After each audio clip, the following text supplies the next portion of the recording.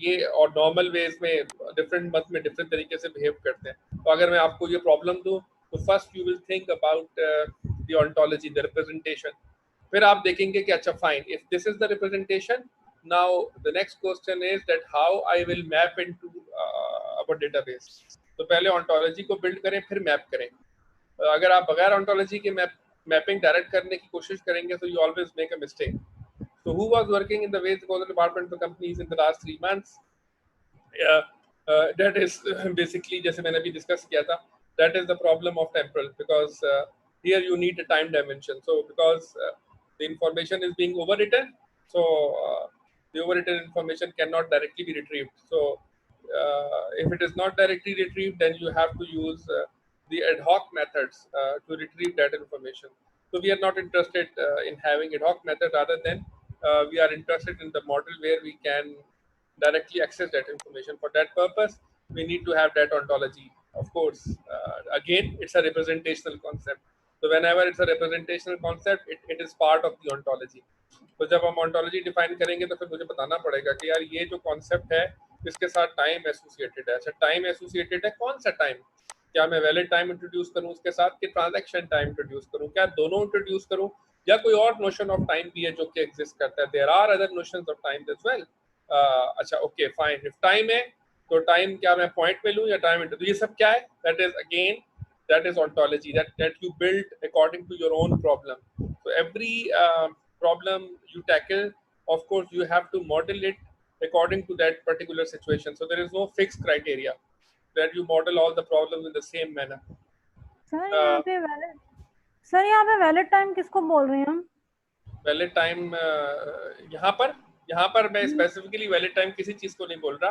मैं सिर्फ ये बोल रहा हूँ कि अगर आप इसमें टेम्पोरल एस्पेक्ट लेते हैं, फॉर एग्जांपल आप ये जानना चाहते हैं कि जो है ना कौन कौन से इंसिडेंट कब हुए थे, तो क्या उन इंसिडेंट का टाइम अगर आप रिकॉर्ड करना चाहते थे उस टेबल में, जो कि अभी नहीं है, इस एग्जाम्पल में नहीं है, तो अगर आप करना चाहते थे तो कौन सा टाइम रखते? अगर आप ट्रांजेक्शन टाइम रखते या वैलिड टाइम रखते या दोनों रखते? ठीक है, valid time always refers to दी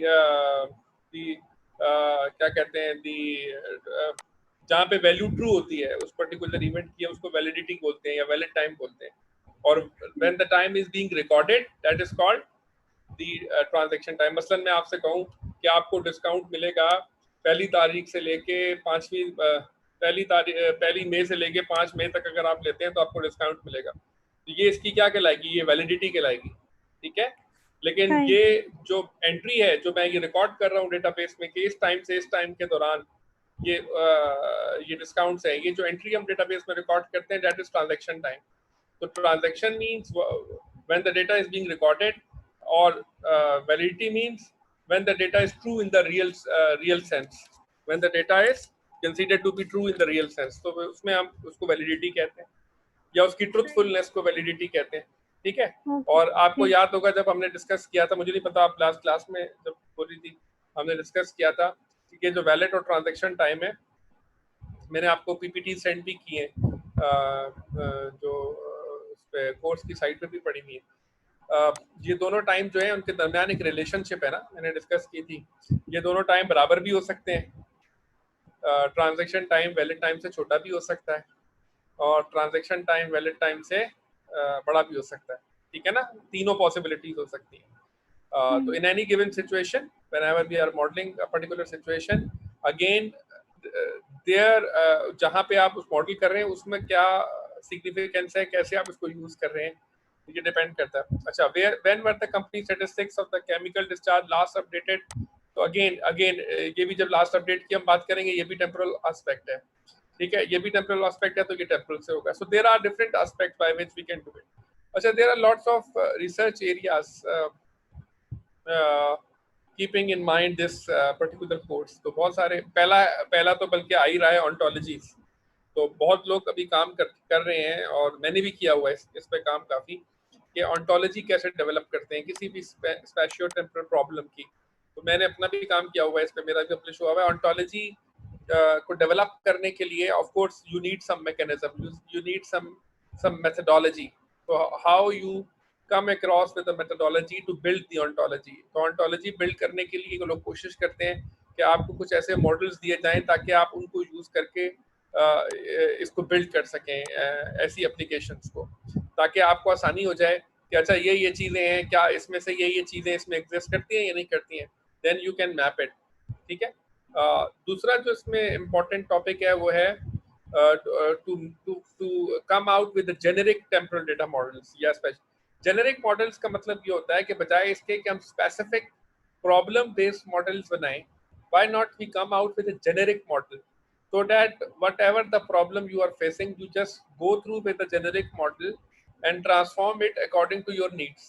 तो इसमें आसानी हो जाती है कि जब मेरे पास कोई जेनेरिक मॉडल होता है तो बड़ी आसानी हो जाती है कि मैं अपनी प्रॉब्लम को उसमें फिट करके then I can model it. तो जेनेरिक का ये फायदा होता है।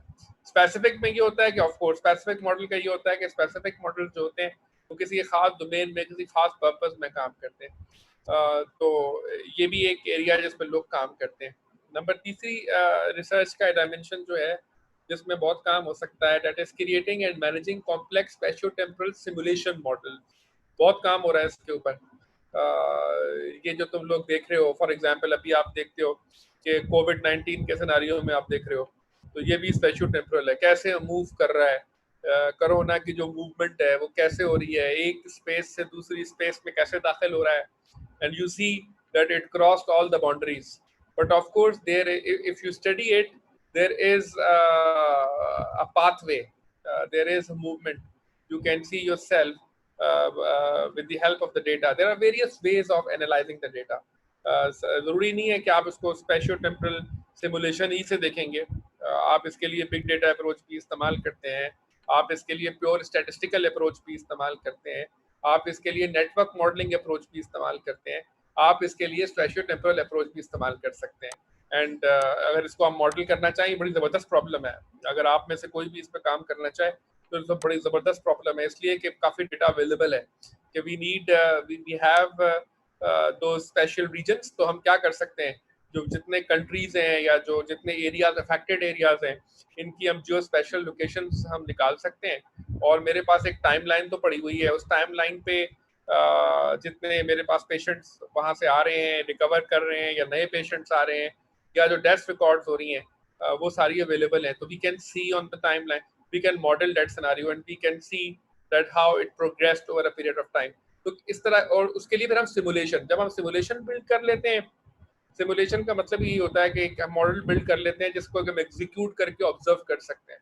तो सिमुलेशंस का फायदा ये होता है कि वो उस फ्लो को स्टडी करने में हेल्पफुल होती हैं। मैं देख सकता हूँ कि आज का ये सिनेरियो है तो कल का सिनेरियो क्या होने जा रहा है, या उससे अगला सिनेरियो क्या होगा। That is very interesting topic. तो मैंने अभी सिर्फ कोविड-19 में बताया। कोविड-19 ये पेंडेमिक अप्रोच, पेंडेमिक मॉडल है, लीव इट, आप पेंडेमिक मॉडल को हटा दें, आप स्पेशियो टेम्पोरल सिमुलेशन आप देख सकते हैं अर्बन ट्रैफिक मैनेजमेंट सिस्टम में।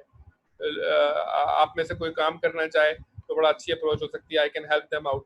तो आप उस पर आप लें अर्बन, कराची का कितना बड़ा शहर है, कितनी डिफिकल्टी है, तो कराची शहर की ट्रैफिक आप देख रहे हैं कितनी मिसमैनेज ट्रैफिक है।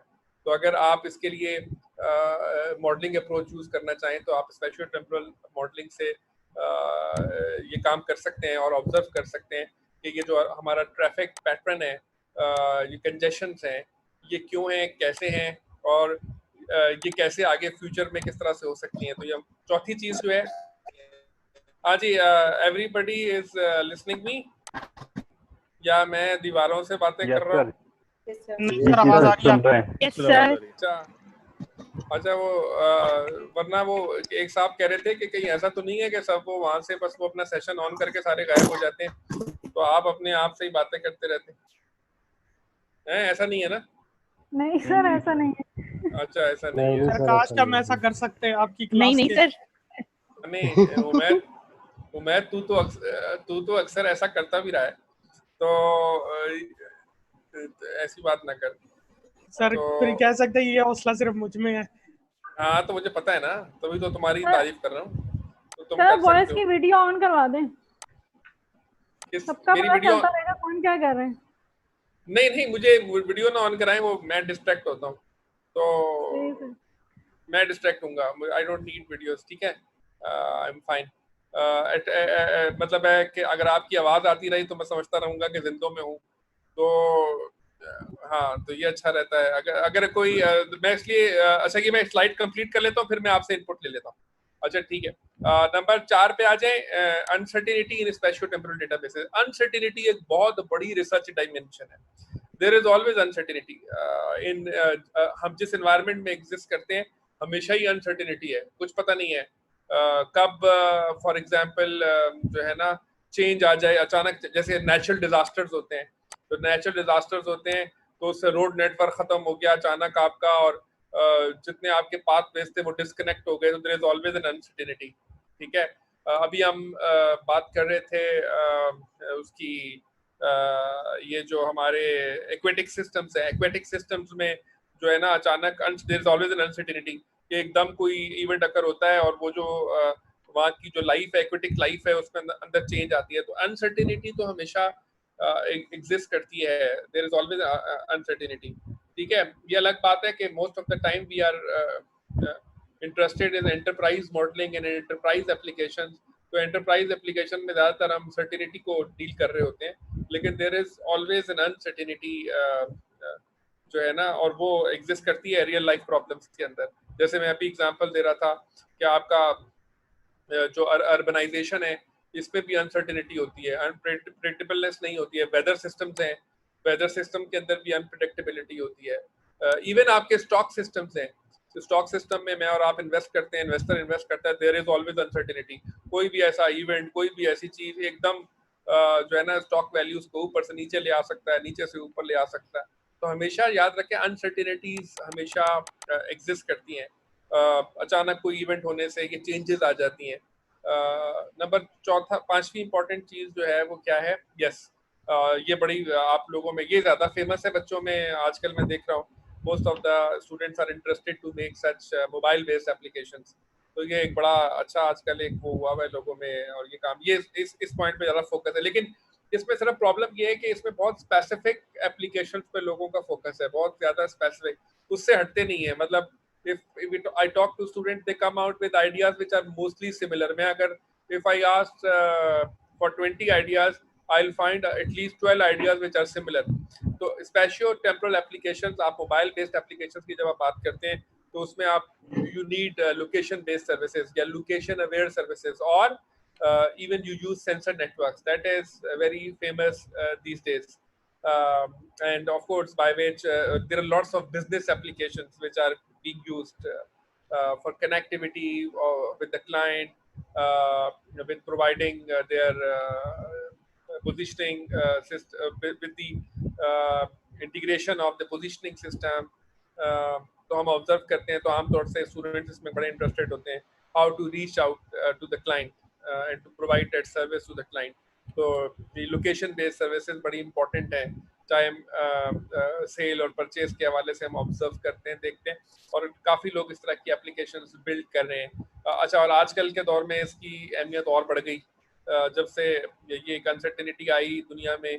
ये कोविड-19 की जाहिर बात है, nobody was expecting at that time कि ये जो कोविड-19 का जो प्रॉब्लम आएगा ये इतना सीवियर होगा और इतना बड़ा जो है ना हमारा जो है वो शटडाउन हो जाएगा, वर्ल्ड वाइड शटडाउन हो जाएगा।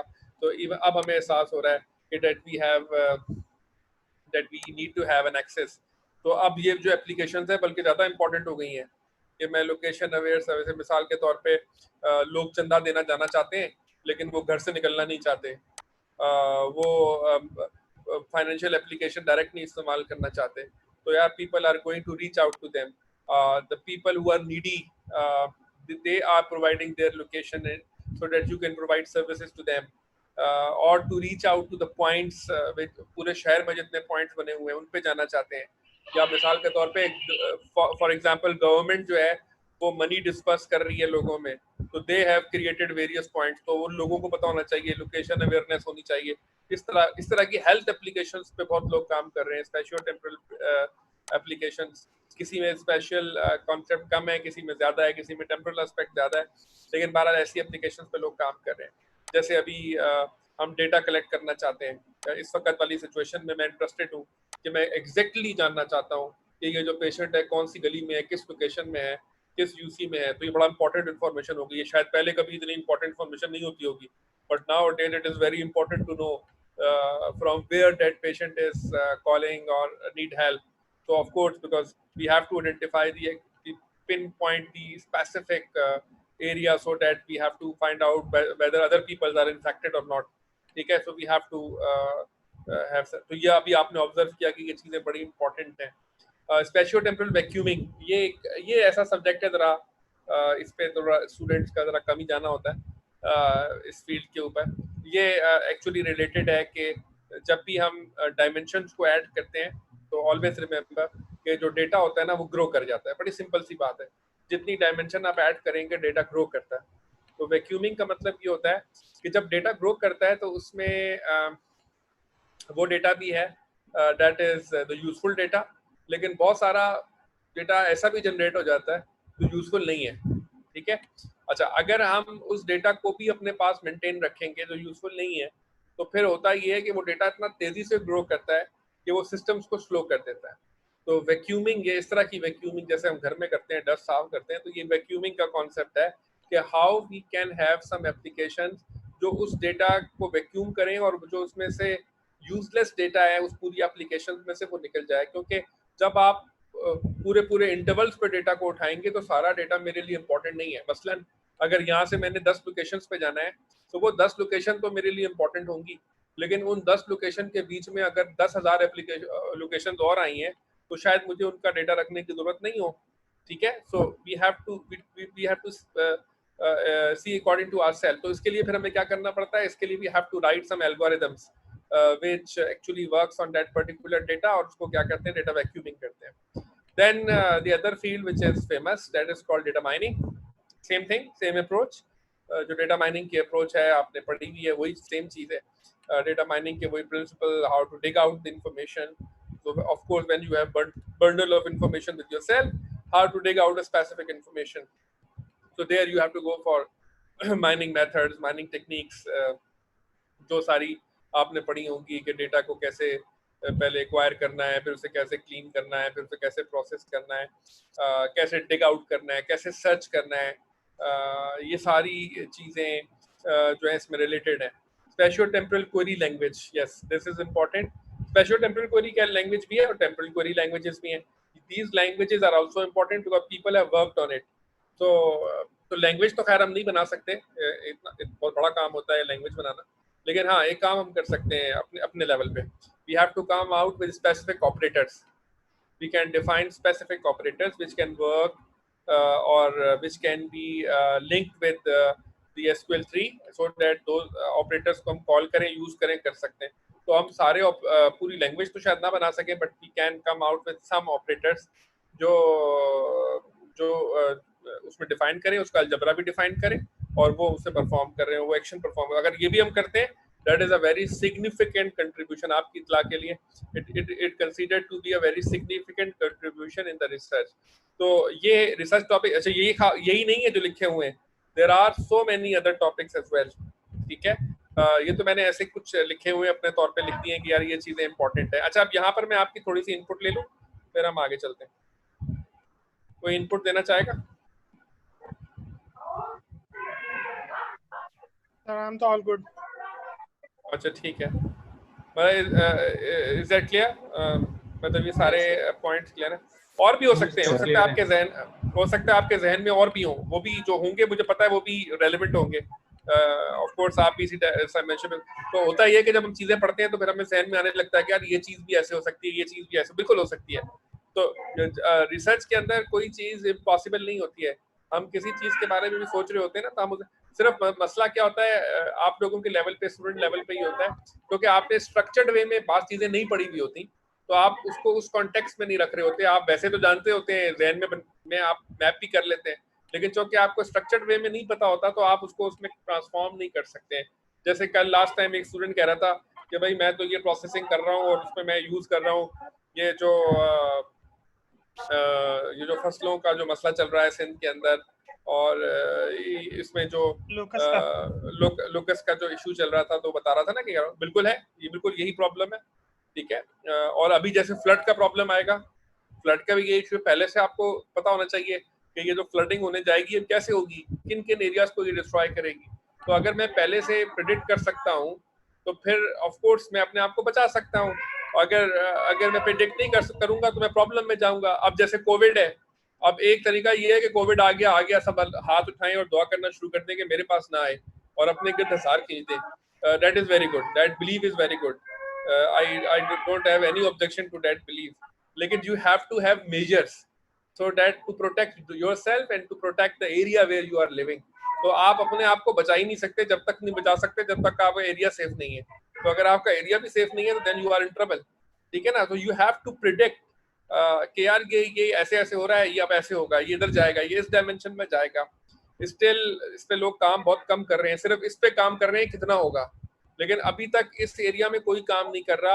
आप में से कोई भी इंटरेस्टेड हो तो मेरे पास बहुत डेटा है, मैं इस पे काम करना चाह रहा हूँ, मेरे पास टीम नहीं है अनफॉर्चुनेटली। तो अब ऐसे ही एक तो मुलाकात नहीं हो रही, तो इस पर मेरे पास काफी डेटा आ चुका हुआ, मैं इस पे काम करना चाह रहा था कि ये जो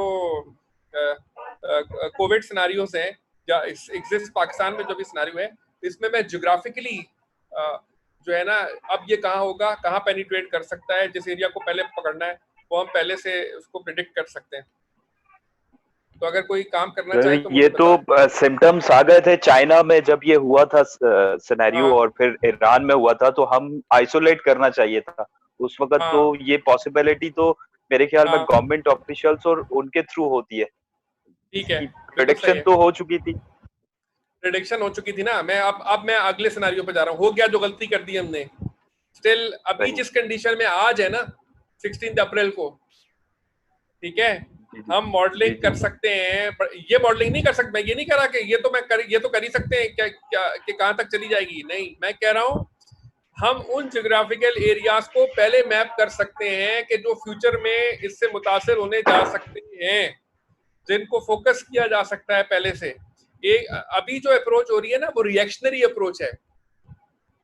आप मेरी बात शायद समझ, ये रिएक्शनरी है। रिएक्शनरी का मतलब यूं होता है कि जैसे मिसाल के तौर पे उन्होंने कहा जी शहजाद टाउन में जो है ना आज 10 लोग आ गए, वो शहजाद टाउन में खतरा हो गया, बंद करो। ये रिएक्शनरी है।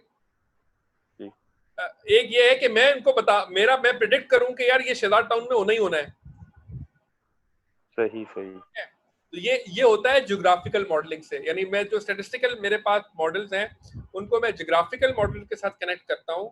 फिर मुझे पता चलता है कि यार ये डेंगू में भी यही काम किया था लोगों ने, कि डेंगू में जो लोगों ने प्रेडिक्शंस की और बड़ी सक्सेसफुल हुई, वो क्यों हुई कि उन्होंने ज्योग्राफिकली उसको लोकेट किया। यानी ये तमाम एरियाज को उन्होंने उसके साथ लिंक किया कि यार ये एरियाज हैं तो अब ये एरियाज होंगे, ये हो सकते हैं, ये नहीं कि ये हो जाएंगे। That is the difference we have. ठीक है, बात समझ में आ गई? तो ठीक है, मैं I am already working with one professor in Korea and one in Mexico. तो उनके साथ में मिलके हमारे पास 4-5 लोग हैं, हम लोग काम कर रहे हैं इसके ऊपर। इसको ऑब्जर्व कर रहे हैं, इस प्रॉब्लम को देख रहे हैं आगे फ्यूचर में कि ये अगले 2 महीने में क्या करेगा, अगले 3 महीने में क्या करेगा, अगले 6 महीने में क्या करेगा, अगले 2 साल में क्या करेगा। तो इसको ऑब्जर्व करें। Okay, then we have some books, मैंने उसमें लिखी थी। सेशन एंड होने वाला है सर, लेस देन 1 मिनट। ओके फाइन, तो मैं आपको बस अभी ब्रेक करूंगा 5 मिनट का, फिर मैं आपको नेक्स्ट सेशन भेज देता हूँ। तो ये किताबें मैंने आप लोगों को दी थी, इनमें से जो आपको चाहिए हो लेट मी